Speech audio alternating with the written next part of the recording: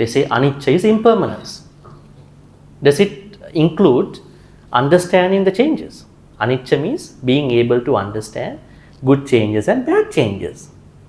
Does this understanding employ in the English word impermanence?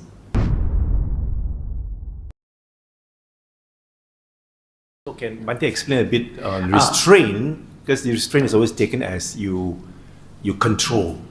Like for example, you see something that you dislike, you restrain. And most of the people will translate as, you control.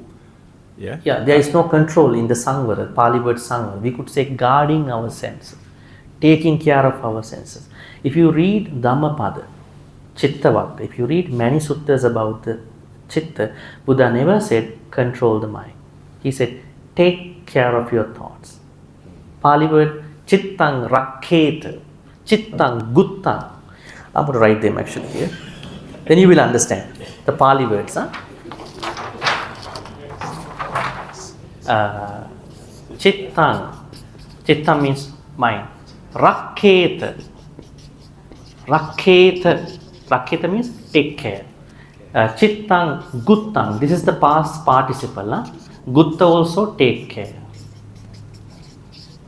Nothing to control. If you control, things will come back again.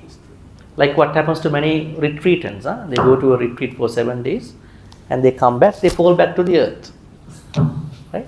Your real meditation is happening off the cushion in the real life.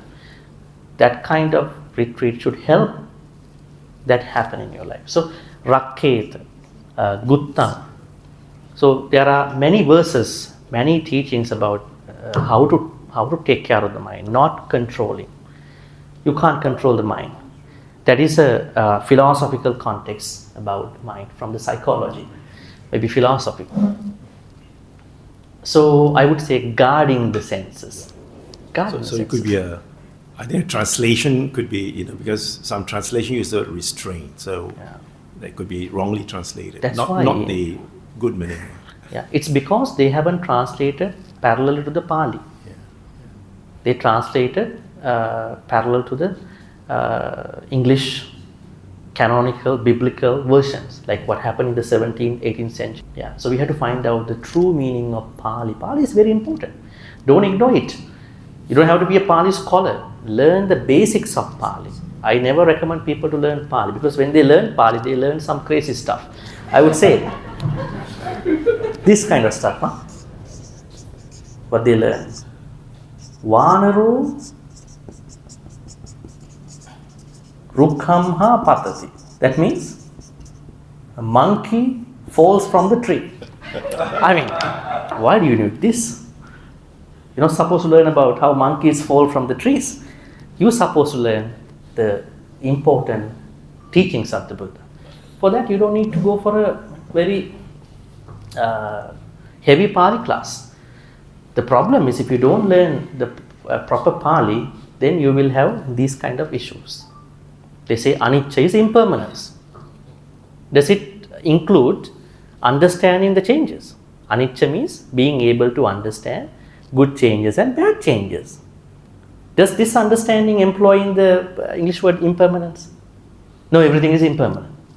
What is to be understood there in impermanence? That means being able to understand the changes. Right?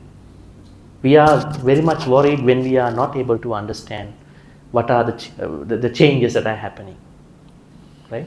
So in that way, there are a lot of issues in this translation. I believe that as long as we have consciousness, then the mind will work. I think you don't understand mind, consciousness and thoughts then.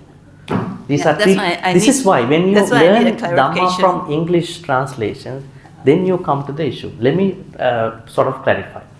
In Buddhist teachings, there are 3 Pali terms about mind and the process about the mind. Chittas, I would say.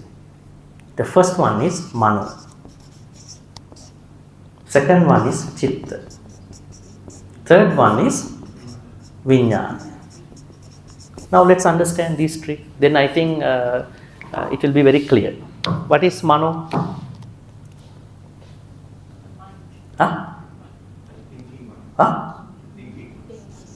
Mind.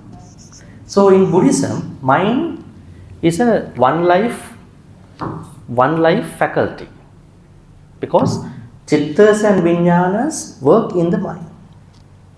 It's a one life thing. Then what is chitta? What is chitta? Huh? Qualities of the mind. I would say thoughts. Thoughts mean quality of the mind. That means lobha, dosa, moha, alobha, dosa, moha. They what are employing in the mind? Vijnana. Consciousness. What is consciousness? And she mentioned about consciousness. How many consciousness types we have in Buddhism?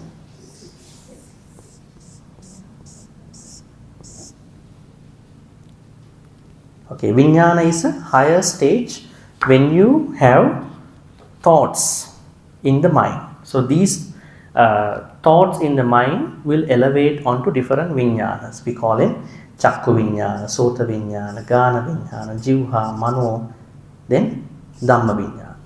That means, what do you say, there is the piece of ice, then the sights coming, then you see there is a contact, then with all these things there is eye consciousness, ear consciousness, nose consciousness, jivha, what do you call, tongue consciousness, mind consciousness, this is called touch, body consciousness, and then mind consciousness. Then we have another one called bhavanga consciousness. Bhavanga consciousness means what is going after we die, when we attain Nibbana. This is very important. Now where is this bhavanga consciousness at this moment? That one let's understand. Now, I think we have to go to Abhidhamma for that. Abhidhamma talks about 17 moments of a thought. Every thought has to go through these 17 moments to register a thought. Let's say now I think about you, I'm giving a Dhamma, sharing it. That, in order for that thought to become a registered thought, it has to go through these 17 moments. The first 3 are related to the bhavanga consciousness. That's why we become very innovative from each other. So consciousness is vijnana, is an elevated state. So there are 3 Pali words which carry 3 different states of our thinking. So we have to particularly understand these 3. Now I think the problem is controlling.